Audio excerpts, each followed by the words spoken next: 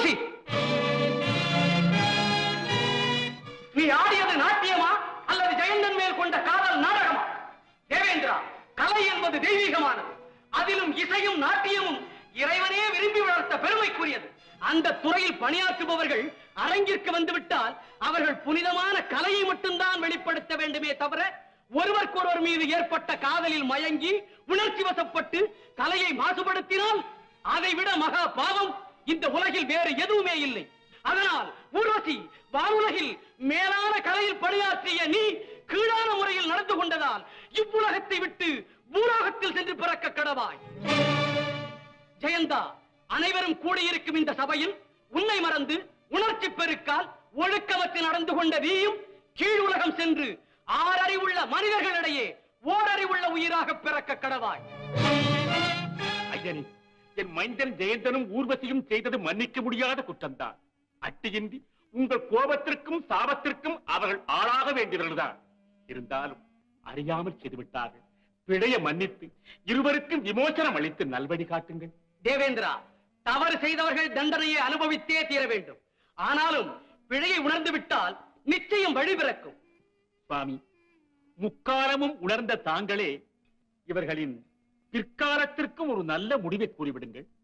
முதல் என்ற ஒரு வார்த்தை தோன்றிய போதே முடிவு என்ற ஒரு வார்த்தையும் தோன்றியிருக்கிறது அல்லவா? அமரர் தலைவா, இவர்களுக்கு நானே ஒரு நல்ல முடிவை கூறுகிறேன். ஊர்வசி, சோழ சாம்ராஜ்யத்திலே பூம்புகார் நகரிலே நீ நாட்டிய கணியாக பிறப்பாய். மன்னர்கள் கலையரங்குகளில் மரியாதைக்கென சாற்றும் தலைக்கோலாக ஜெயந்தன் மாறி உன் நடன அரங்கேற்றம் ஒன்றில் கொண்டு வந்து வைக்கப்படுவார். அதை நீ கண்டதும் உங்கள் சாபம் நீங்கி நீங்கள் இருவரும் விண்ணுலகம் வந்து சேர்வீர்கள். தேவேந்திரா, ஊர்வசி தமிழகத்தில் பிறப்பதால் இன்னொரு சிறப்பும் நடக்க இருக்கிறது.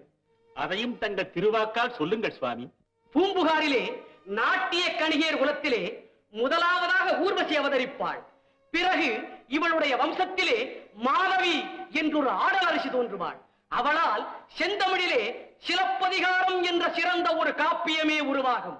அந்த அரும்பெரும் காப்பியத்தை இளங்கோவடிகள் என்ற என்னை போல் ஒரு துறவியே செய்ய போகிறார். அதை நினைத்து இன்றே நானும் பெருமைப்படுகிறேன்.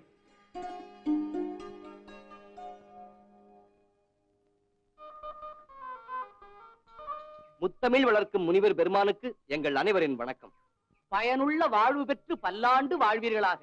அடக்கமான தோற்றமும் அன்பான சொல்லும் கொண்ட உங்கள் அனைவரையும் யாரென்று நான் தெரிந்து கொள்ளலாமா? ஐயனே, நாங்கள் 12 தென்மதுரையில் வாழும் தமிழ்குடியைச் சேர்ந்தவர்கள். உன் பெயர்? அடியேன் பெயர் தொல்காப்பியன். காப்பியங்கள் இயற்றும் குடியைச் சேர்ந்ததால் தொல்காப்பியன் என்று பெயரோ? ஆம் சுவாமி. நீ யாரம்மா? பெருமானே, அடியாள் பாணர் குலத்தைச் சேர்ந்தவள். என்னை காக்கை பாடினி என்று அழைப்பார்கள்.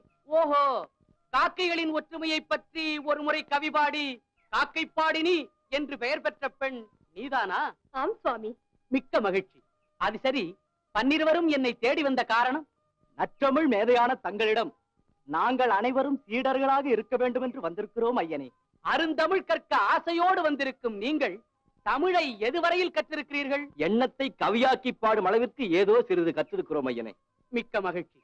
தொல்காப்பியா, நீ செய்த கவிகளில் ஏதாவது ஒன்றை பாடு.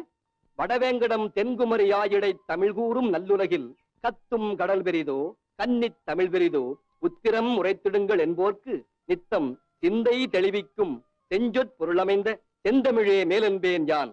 தொல்காப்பியா, ஆசானிடம் பாடம் கேட்கும் மாணவர்கள் எப்படி இருக்க வேண்டும் என்ற இலக்கணத்தை சொல் பார்க்கலாம். ஐயனே, கல்வியை கண்ணுக்கு சமமாகவும் அந்த கல்வியை வழங்கும் ஆசானை கடவுளுக்கு சமமாகவும் மதிக்க வேண்டும். உங்கள் அனைவரையும் இன்று முதல் என் சீடர்களாக ஏற்றுக்கொள்கிறேன். நீங்களும் என்னிடம் கற்றதோடு நில்லாமல் அவரவர்கள் கற்பனையில் தோன்றும் நூல்களை தைரியமாக தாராளமாக செய்ய வேண்டும். அப்படி நீங்கள் செய்யும் ஒவ்வொரு நூலும் வருங்கால உலகில் தமிழுக்கு தலையாய நூலாக விளங்க வேண்டும் என்று என் மனப்பூர்வமாக வாழ்த்துகிறேன்.